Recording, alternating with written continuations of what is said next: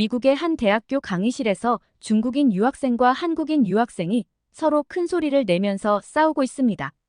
같이 수업에 참가했던 미국인 학생은 어서 빨리 이 싸움이 끝나길 기다리고 있는데요. 도대체 누구의 말이 맞는지 모르겠다는 표정을 짓고 있습니다.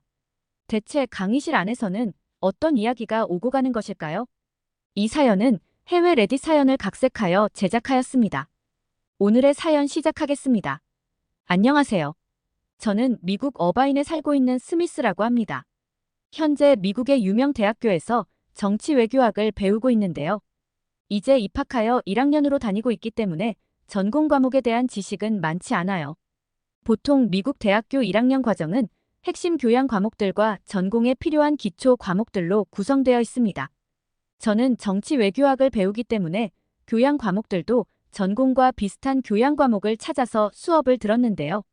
정치 외교는 각 나라의 문화에도 관심을 많이 가져야 했기 때문에 이번 학기는 동아시아와 관련된 강의를 선택해서 들었어요. 제가 이런 강의를 들은 이유는 미국은 이미 한국, 중국, 일본 등 다양한 아시아 인계들이 많아 그들의 문화에 대해 관심을 가지고 공부를 하고 싶다는 생각이 들었습니다. 그리고 제가 살고 있는 어바인 동네에도 한국, 중국 등 아시아인의 비중이 높거든요. 현재 미국은 여러분들도 아시다시피 이민자들이 세운 나라이면서 다인종 국가라고는 하지만 여전히 흑인이나 동양인에 대해 암묵적으로 차별을 하고 있죠. 제대로 된 정치 외교를 배우기 위해선 인종차별을 먼저 해결해야 된다고 생각하고 미국인들이 모든 인종의 서로 다름을 당연히 인정하고 그들의 문화 다양성을 받아들이고 같이 즐기는 게 필요하다고 느끼고 있었죠. 그래서 이번 강의에서도 동아시아 문화뿐만 아니라 인종과 종교에 대한 다양성을 중요하게 생각하는 교수님들의 이력도 보고 수업을 선택하게 됐죠. 다행히 강의는 지루하지 않고 매우 흥미로웠습니다. 제가 몰랐던 아시아 문화에 대해서 많이 배울 수 있었죠. 교수님은 편파적이지 않고 중립적으로 이야기를 해주셨습니다.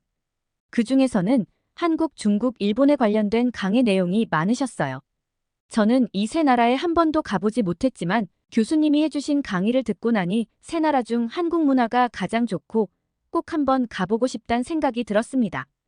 교수님은 스포츠와 음악, 영화 등 예전부터 한국 사람들이 미국 무대로 넘어와 한국 문화에 대해 널리 알려주었다고 이야기해 주셨죠. 저는 야구 보는 걸 좋아해서 예전에 아버지가 박찬호 선수에 대해 극찬을 했던 기억이 있어요. 지금 미국에서는 K-팝이나 오징어 게임, 그리고 현재는 기생수 등 미국인들이 알고 있는 한국의 K-팝과 드라마, 영화들 때문에 한국 문화에 대해 선입견이나 거부감은 거의 없다고 생각했죠. 하지만 유독 교수님께서 한국에 대한 강의를 할 때면 수업 태도가 좋지 않은 학생들이 있었습니다. 제가 듣는 교양 강의에서도 아시아 유학생들이 많이 있었는데 그 중에서 중국인 유학생 수가 가장 많았어요. 특이하게 중국 유학생들은 자기들끼리 뭉쳐있고 몰려다니는 걸 좋아하더라고요. 이상하게 중국인들은 중화 사상이라고 해야 하나?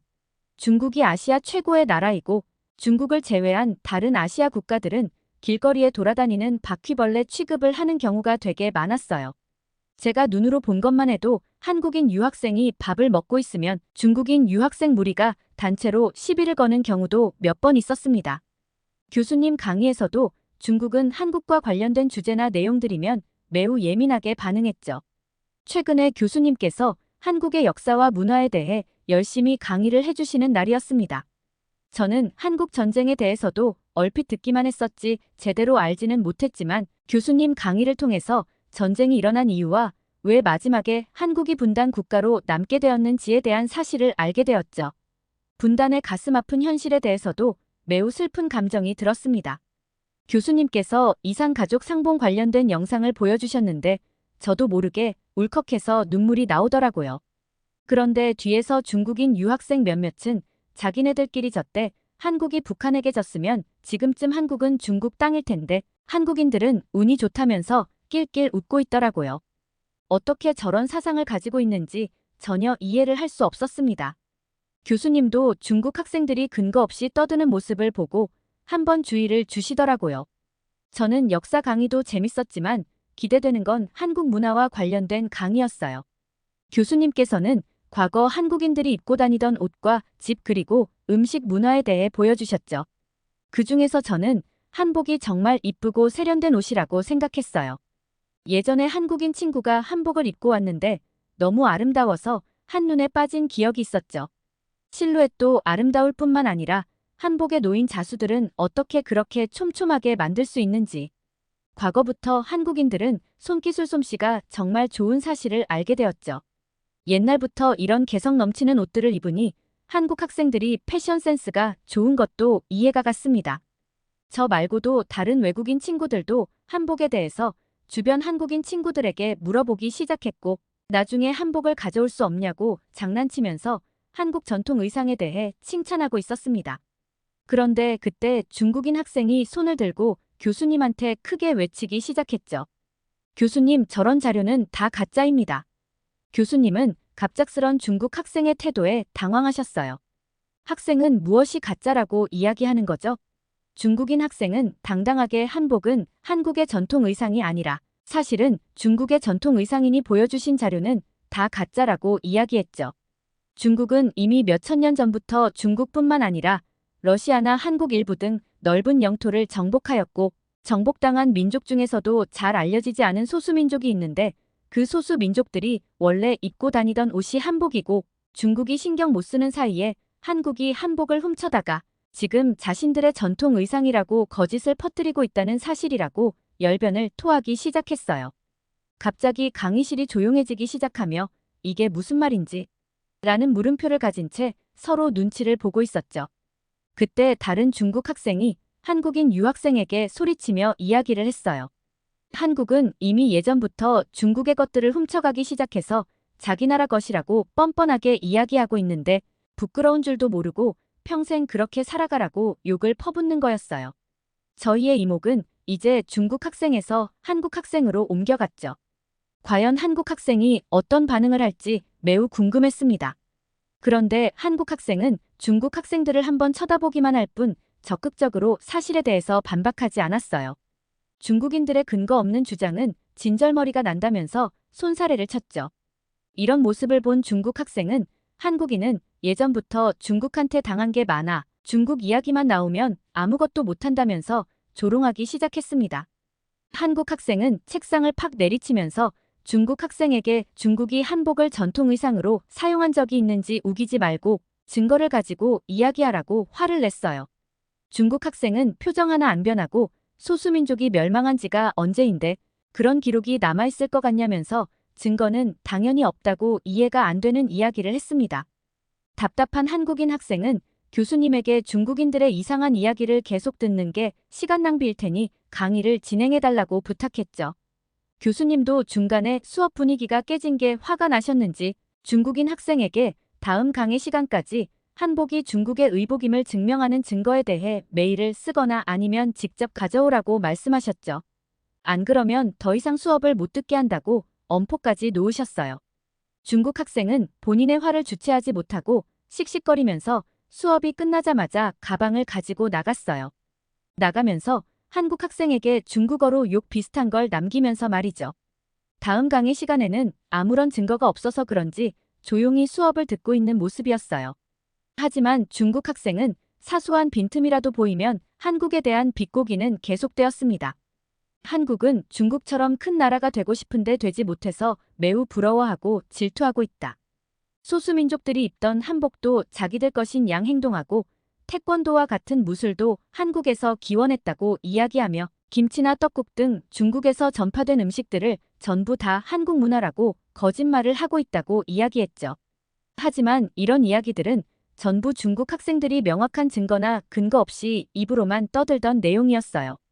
단 한 번도 제대로 된 증거는 본 적이 없었습니다. 한국 학생과 중국 학생들은 만나기만 하면 중국 학생은 근거 없는 이야기를 얘기하고 한국인 학생은 정확한 자료를 가지고 오라며 따졌죠. 이런 행동이 며칠째 반복되니 모두가 불편해하고 힘들어했습니다. 하다 중국 학생은 한국에서 쓰고 있는 한글도 중국에서 한자를 사용하면서 만든 언어라 중국에서 기원된 글자라고 이야기하면서 한글은 원래 중국 거라고 이야기했습니다. 중국에서 발명한 문화가 한국으로 전해졌으니 문화의 소유권은 중국에 있단 명분이었죠.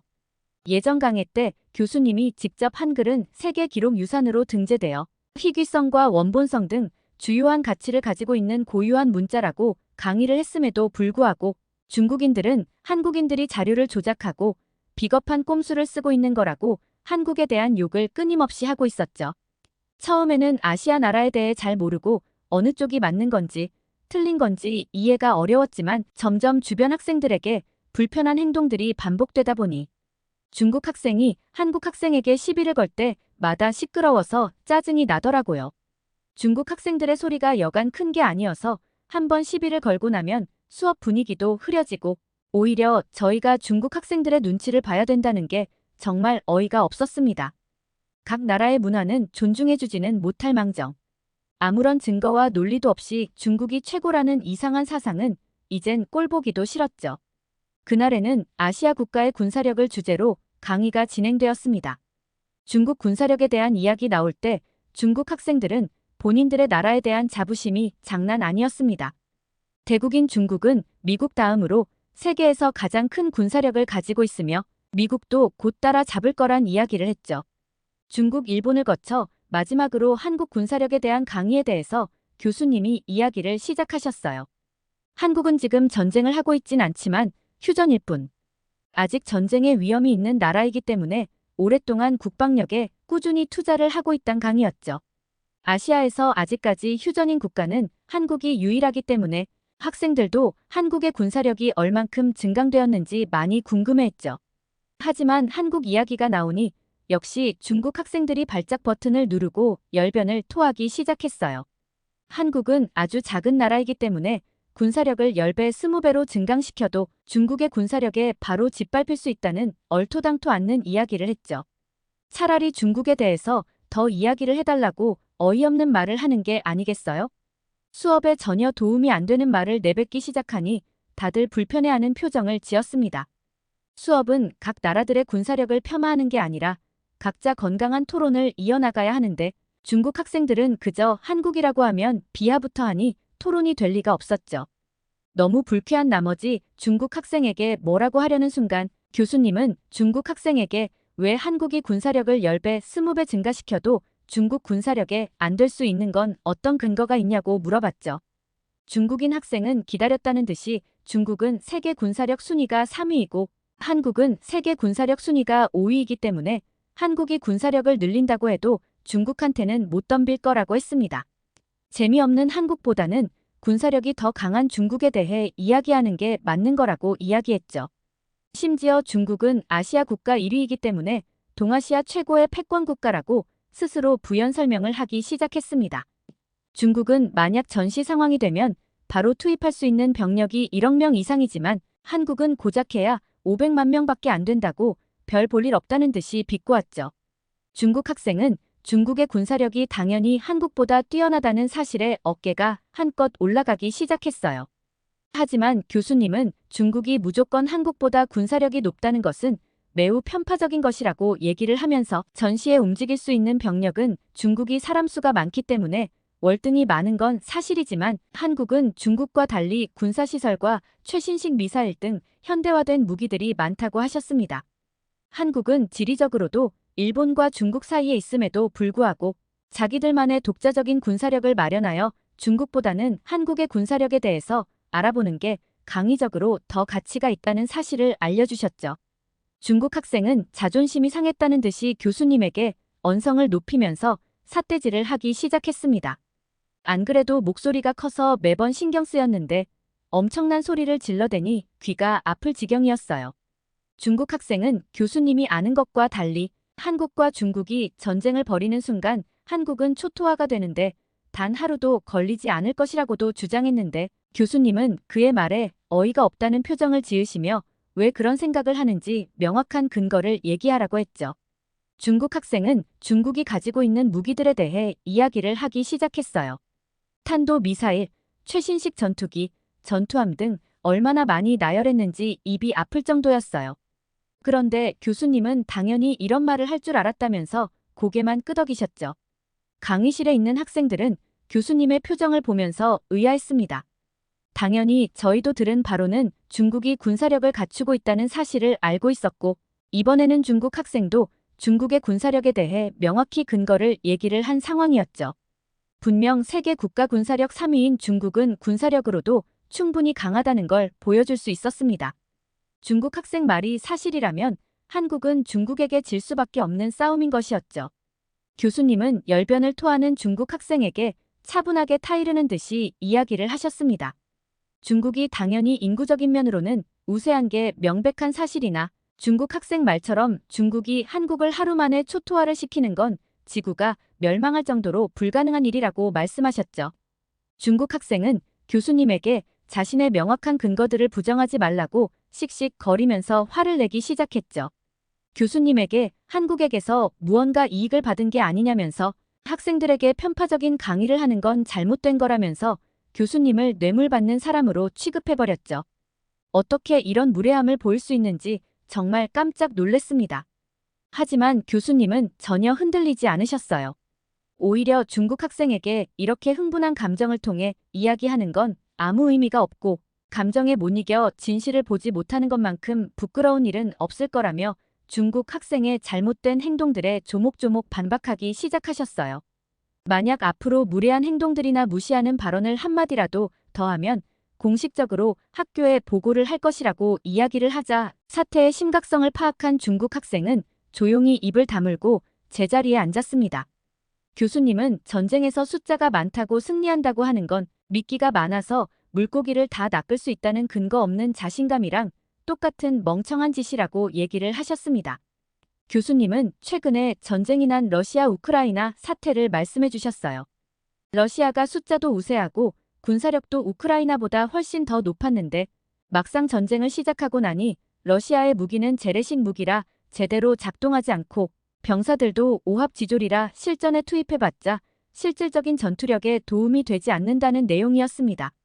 중국도 러시아처럼 많은 무기를 보유하고 있지만 한국과 전반적으로 무기의 상태를 비교하다면 질적으로 떨어질 것이라고 말씀하셨습니다.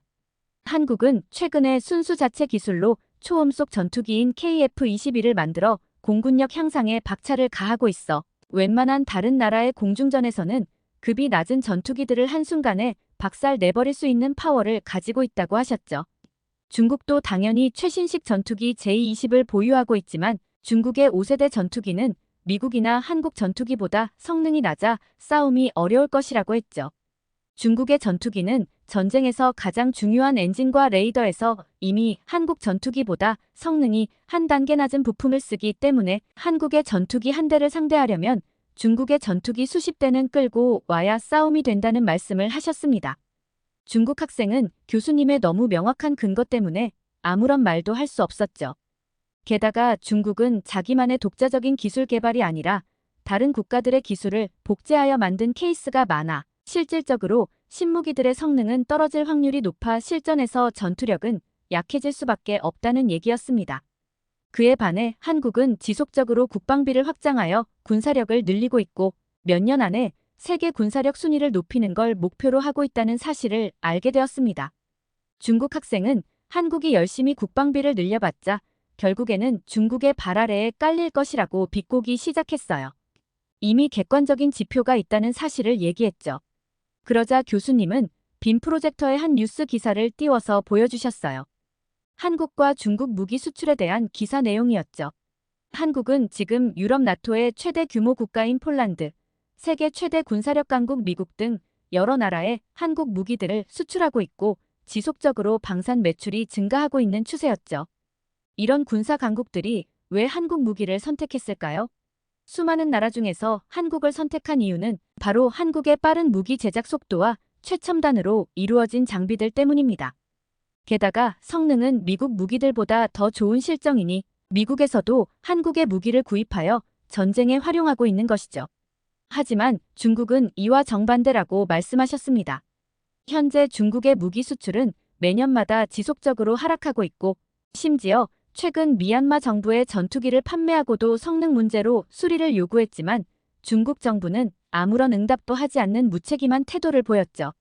군인들의 생명을 담보로 하는 전투기의 성능 문제도 큰 이슈이지만 정부 차원에서도 이렇게 뻔뻔한 태도를 보인다는 게 결국 중국 전투력의 현실을 보여주고 있다고 해도 무방하죠. 교수님은 뼈를 때리는 팩트 폭행에 중국 학생은 아무런 말도 할 수가 없었어요. 오히려 중국 학생은 군사력이나 전투력과 상관없는 이야기로 대화 주제를 돌리려고 했죠.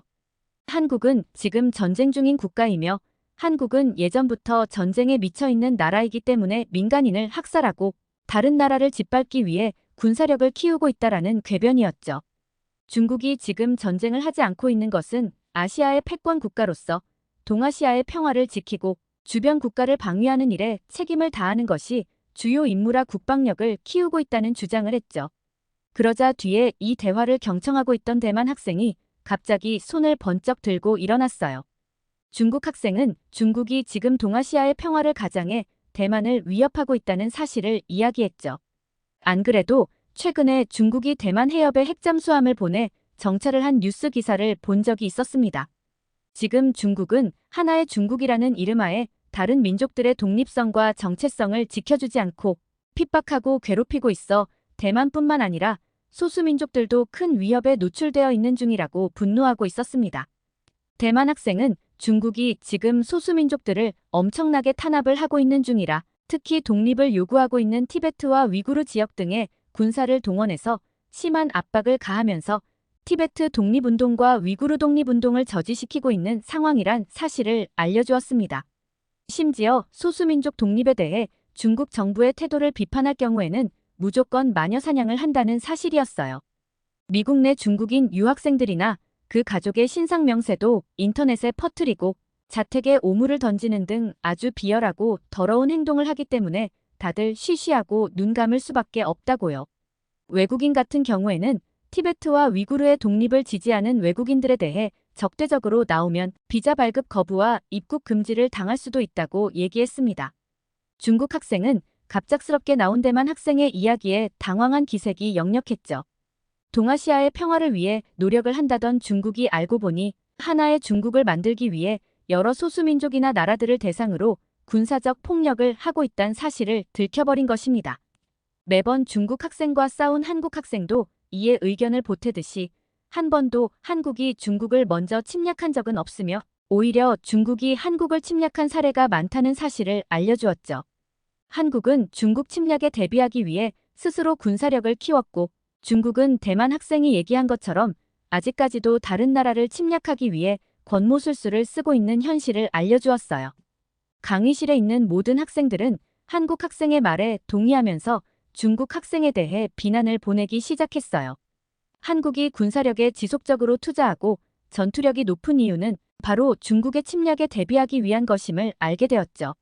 결국엔 숫자가 많아서 전쟁에 승리하는 게 아니다라는 교수님의 말씀이 한국이라는 나라를 통해 명확한 근거를 제시할 수가 있었던 것이었죠. 교수님은 시계를 보시더니 잠깐 쉬는 시간을 가지고 다시 수업을 하자고 말씀을 주셨습니다. 다들 긴장감이 가득한 분위기에 있다 보니 쉬는 시간이 되자마자 여기저기서 한숨이 쉬어나왔죠. 저는 한국 학생에게 다가가서 한국의 전쟁 역사와 근현대사에 관련된 이야기를 물어봤어요. 분명 한국은 한국 전쟁 이후로 세계에서 가장 가난한 나라에 뽑힐 만큼 경제적으로 어려웠는데 지금은 그 어느 나라보다 잘 살고 있는 사실이 궁금했죠. 한국인 학생은 이순신 장군의 예를 들면서 과거 조선시대 때 일본이 한국을 침략하려 바다에서 전투가 벌어졌는데 당시 이순신 장군의 지휘로 12척의 배로 엄청난 전략을 통해 일본의 100척이 넘는 대군들을 물리친 전투가 있다고 이야기해 주었어요. 이미 과거에서 한국은 숫자가 전쟁의 전부는 아니다라는 걸 알고 있었던 거죠.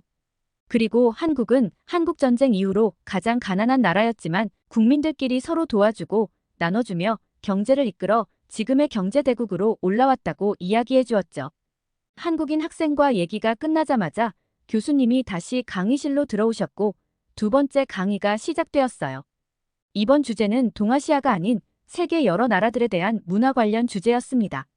다행히 아시아에 국한되어 있는 것이 아니기 때문에 한국 이야기가 더 이상 나오지 않을 거라 생각했죠. 또 한국 이야기가 나오기만 하면 중국 학생이 거품을 물며 또 시끄럽게 비꼬기 시작할 게 눈에 뻔히 보였습니다. 교수님께서는 학생들에게 여러 나라에 대해 가본 적이 있냐고 물어보셨고 손을 들라고 하셨죠. 그런데 신기하게 한국 학생은 어떤 나라가 나오던 간에 다 손을 드는 것이었어요. 중국 학생은 한국 학생이 계속 손을 드는 모습을 보자 짜증이 났는지 거짓말 치지 말라고 큰 소리를 치기 시작했죠. 중국 학생은 다른 나라를 가본 게 5손가락도 안 됐던 거였죠. 한국 학생은 한국 여권 순위는 2위이기 때문에 어느 나라든 다 갈 수 있다고 이야기했습니다. 이야기를 듣고 찾아보니 여권 순위가 공동 2위였습니다. 하지만 중국 학생은 불쾌하다는 표정으로 왜 너네가 공동 2위라고 거짓말을 하는 거냐? 공동 1위 국가가 6개이고 2위 국가가 3개 정도 있으니 한국은 2위가 아니라는 것이었죠. 이렇게 중국 학생이 잘 알고 있는 거 보니 중국도 비슷한 여권 순위일 거라고 생각했죠. 하지만 한국 학생은 별거 아니라는 듯 너네는 66위에 있어서 여행 갈 때 심사를 받아야 하잖아. 심지어 홍콩과 대만도 너네보다 순위가 높은데 아시아의 패권 국가가 이렇게 순위가 낮아서 뭘 하겠냐고 오히려 중국 학생을 비꼬기 시작했죠. 중국 학생은 또다시 분노에 휩싸이기 시작하더니 중국이 여권 순위가 낮은 것은 다른 나라들이 중국이 강대국이기 때문에 경계하고 위협하는 상황이라 어쩔 수 없이 낮게 될 수밖에 없다는 논리였어요. 아무런 근거나 증거가 없는 이야기였죠. 듣고 있는 저희도 어이없는 말에 콧방귀가 저절로 나오고 말았습니다. 중국 학생은 자기가 불리하다는 생각이 들었는지 점점 더 이상한 소리를 늘어놓기 시작했죠. 중국의 여권 순위는 생각보다 적지만 중국은 이미 여러 나라에 영향을 끼치고 있으며 하나의 중국을 통해 더욱 더 강대국이 되어가 조만간 여권 순위가 오를 것이라고 했죠. 중국인들의 이상한 사상을 이해하는 건 정말 어려웠습니다. 강의실에 있는 다양한 나라의 학생들도 중국의 터무니없는 주장에 더 이상 듣기 싫어하는 모습을 보이기 시작했죠. 정치 외교학을 공부하고 있는 저희들에게 이런 근거 없는 이야기들은 배움에 도움이 되지 않을 뿐더러 오히려 중국에 대한 인식을 더 나쁘게 보기 시작했죠. 오히려 한국 학생은 본인은 무비자로 입국 가는 국가는 193개국이라고 이야기를 했고 여권 순위가 1위인 나라도 194개국이라며 강대국인 중국은 고작 무비자로 여행 가능한 나라가 80개국밖에 안 되니 한국이 더 중국보다 위상이 높다고 이야기를 했죠. 중국 학생은 말도 안 되는 소리 말라며 한국이 그럴 리가 없다고 거짓말이라고 소리를 질렀습니다. 여권 이야기가 나오니 강의실에 있는 다른 학생들도 한국의 여권 파워에 대해 놀란 경험들을 하나 둘씩 이야기하기 시작했습니다. 유럽 학생 중 한 명은 예전에 다른 유럽 국가로 들어가기 위해 입국 심사대에서 기다리고 있었는데 보통 입국 심사대는 EU 국가와 그 외의 국가 여권 소지자들의 통로가 따로 있다고 얘기했죠. 하지만 신기하게 어떤 동양인들은 EU 국가의 통로를 같이 써서 동양인을 붙잡고 물어봤죠. 그들은 한국인이었고 자기들은 EU 국가의 통로를 쓴 게 한참 되었다는 이야기를 해주었습니다. 심지어 입국 심사도 간단하게 받고 거의 프리패스식으로 들어가더라고요. 강의실에 있던 학생들은 놀라운 이야기에 충격을 받았죠.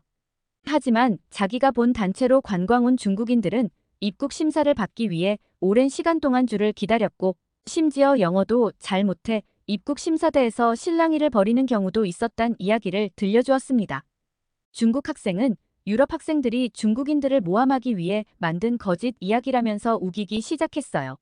하지만 다른 유럽 학생들도 이런 비슷한 경험담이 계속 나오다 보니 이제는 한국의 여권 순위는 지금이 최고이고 시간이 지날수록 한국은 파워가 약해져 여권 순위가 하위권으로 떨어질 것이라고 깎아내렸죠. 이야기를 들으면 들을수록 고구마를 먹은 듯한 답답함이 가득했습니다. 교수님은 슬라이드를 띄우면서 중국인이 호주 공항에서 한국인 행세를 하다가 잡힌 영상을 보여주셨어요. 영상에서 중국인은 한국 여권과 주민등록증을 가지고 있었는데 미입국 사실이 걸린 중국인이기 때문에 묵비권을 행사하면서 아무 말도 않고 있었죠. 하지만 결국엔 한국 여권과 주민등록증이 위조된 사실을 발견하고 결국에는 다시 중국으로 추방당하는 영상이었습니다. 이 영상을 보면서 한국의 여권 순위는 한국의 경쟁력이 약화되어 떨어지는 것이 아니라 중국인들이 이러한 불법적인 일들을 저지르기 때문에 하락한 것이라고 이야기하면서 오히려 한국에 대해 미안한 마음을 가져야 된다고 말씀하셨어요. 아마 중국인들은 서양인들이 한국이나 중국 등 아시아인들을 잘 구분하지 못하는 걸 이용하여 여권 순위가 높은 한국인 행세를 하며 무비자로 전 세계에 입국하여 불법 이민자 신세가 되는 것이었죠. 중국 학생은 중국인들이 왜 굳이 우리보다 못한 한국인 행세를 하면서 외국에 들어가려고 하는지 이해할 수 없다는 표정이었습니다. 하지만 호주 학생이 보여준 영상처럼 호주에서는 빈번한 게 중국인들이 한국인 행세를 하여 골치 아픈 일들이 생겼단 일화를 들려주었어요.